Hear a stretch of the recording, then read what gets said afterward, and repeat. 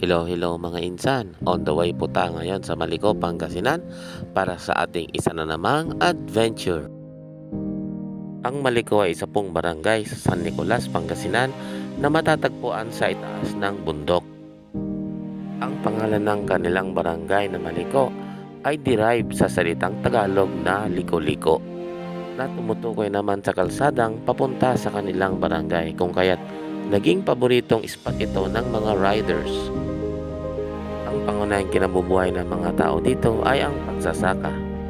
Perfect ang kanilang lugar dahil nga sapat ang tubig at napaka-fertile ng mga lupa dito.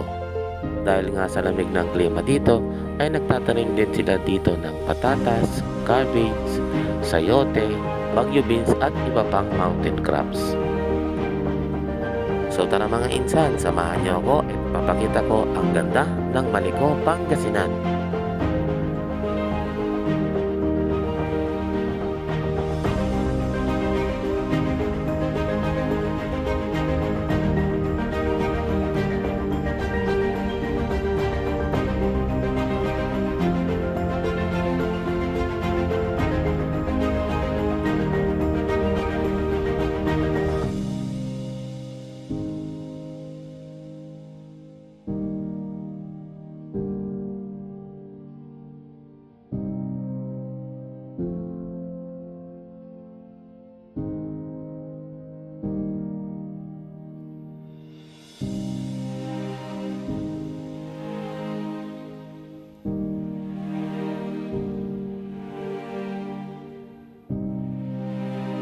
At pagdating po natin sa taas ay nag-stop over po muna tayo sa isa sa mga kantin dito. Bukod sa luto ng pagkain ay nagtitindi rin ng kantin na ito ng mga gulay at meron din silang sticker zone. Medyo sayang lang dahil hindi ako nakapagtala ng sticker na sana ay ididikit ko din.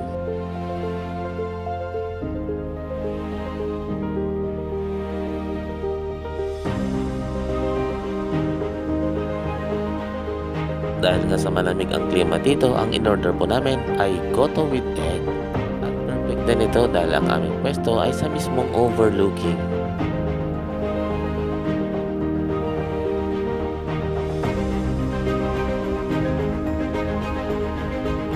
Talaga namang mapapawaw ka sa lugar na to dahil kahit saan ka tumingin ay sobrang fresh at sobrang ganda.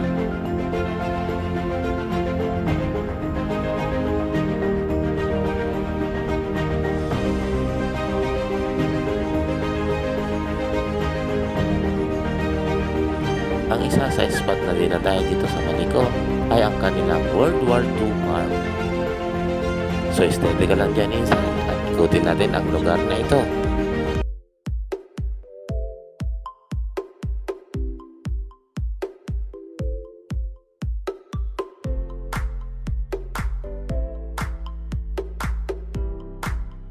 Meron din palang picnic area ang lugar na ito.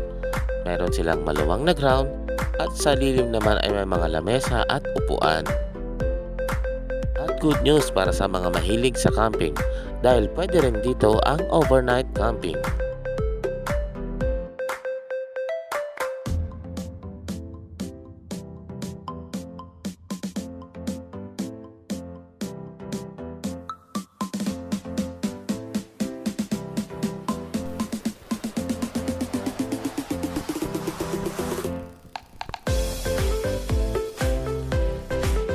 Ang isa nga sa attraction dito ay ang kanilang memorabilia ng World War II, ang abandonadong tangke. Tara mga insan, silipin natin kung ano yung nasa loob ng battle tank na ito.